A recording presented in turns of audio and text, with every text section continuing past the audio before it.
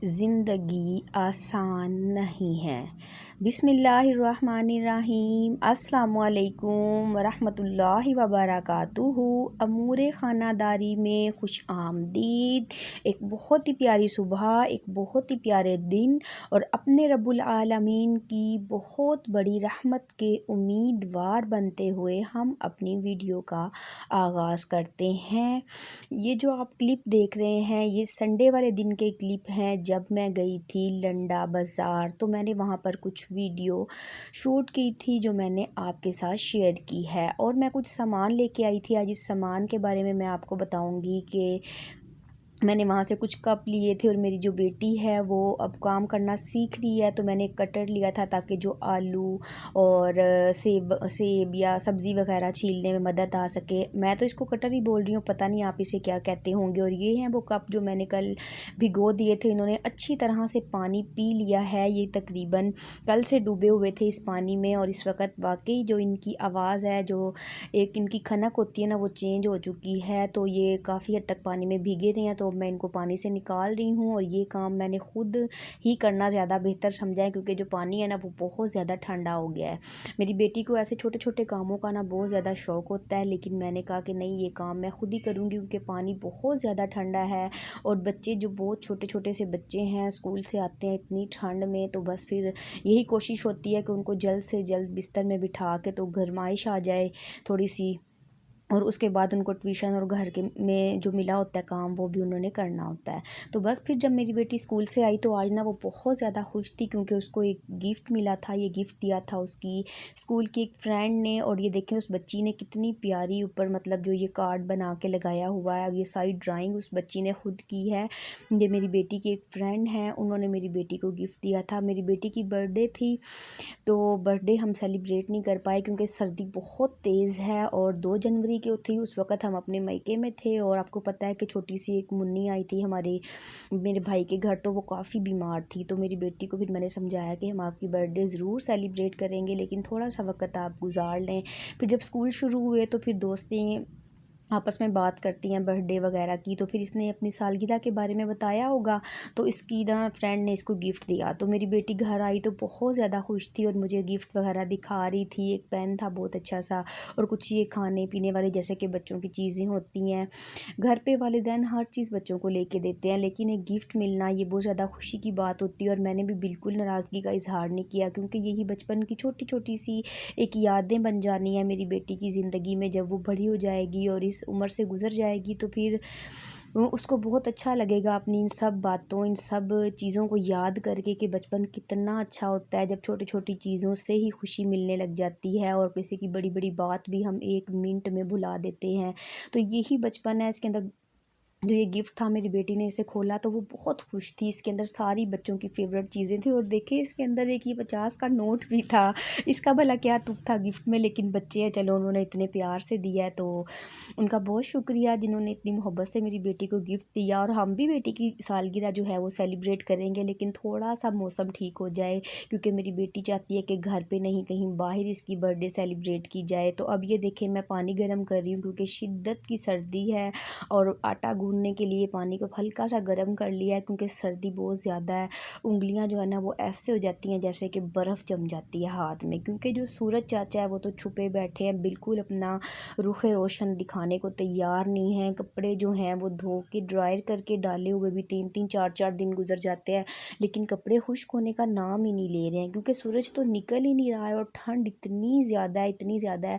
मैं अक्सर वीडियो देखती हूँ, एक मेरी बहुत अच्छी बहन या फ्रेंड आप उन्हें बोल सकते हैं, वो बन गई हैं इसी वजह से, यूट्यूब की वजह से। तो वो यूके में रहते हैं। वो कहते हैं कि यूके में बहुत सर्दी है, बहुत सर्दी। कल मैं सोच रही थी कि पाकिस्तान में भी इस साल बहुत सर्दी पड़ रही है। इतनी ही सर्दी रात को होती है उतनी ही दिन में होती है। उठ के जब हम कोई काम करने लगते हैं तो बस जल्दी से काम ख़त्म करके फ़ौरन लिहाफ में छुप जाते हैं हीटर लगा के क्योंकि सर्दी जो है ना वो बर्दाश्त ही नहीं हो रही होती। और जब वज़ू करते हैं ना तो यही लालच होता है कि बस एक वज़ू से ना हम 2 नमाज़ें पढ़ लें क्योंकि बार बार वज़ू करना बेशक बाइस से सवाब है, अल्लाह ताला हमें तौफीक दे ज़्यादा ज़्यादा से ज़्यादा अपने रब की इबादत करने की, लेकिन बस एक ना ऐसे लालच सा बन जाता है कि बस असर के साथ मगरिब की नमाज़ मिला लें, या मगरिब के वक्त वज़ू किया तो इशा की भी साथ ही मिला लें, क्योंकि पानी बहुत ठंडा होता है। और ये देखें, जो मैं ये बाज़ार से लेके आई थी, इसको पता नहीं क्या बोलते हैं, मैशर शायद बोलते हैं।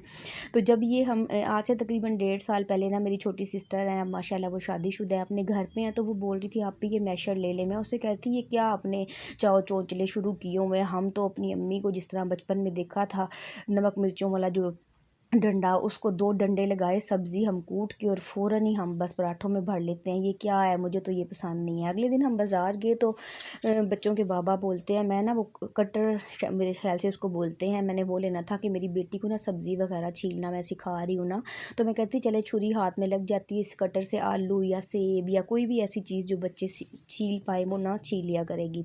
वो लेने लगे तो ना ये मैशर भी मुझे दिखाई दिया, तो ये भी मैंने ले लिया। आज मैंने इसको यूज़ किया तो ये वाकई बहुत ज़बरदस्त है। जब मेरी सिस्टर मुझे बोल रही थी, उन्होंने लिया था ना, आप ही ले लें, तो मैं कहती छोड़ो परे, क्या ऐसे ही पैसे ज़ाया करने हैं। लेकिन आज जब मैंने इसको यूज़ किया तो वाकई ये बहुत अच्छे से मतलब सब्ज़ी को पीस देता है। जो आपने पराठे वगैरह बनाने हों, या अगर आप कटलेट्स बना रहे हैं आलू के, तो उसको भी आप इससे बहुत अच्छे से मैश कर सकते हैं। ये देखेंगे, मैंने ना आज सुबह नाश्ते में बनाए थे आलू और बैंगन के पराठे। अब आपने बिल्कुल हंसना नहीं है, क्योंकि ये थोड़े यूनिक से होंगे, इतने लोग मतलब ऐसे नहीं बनाते।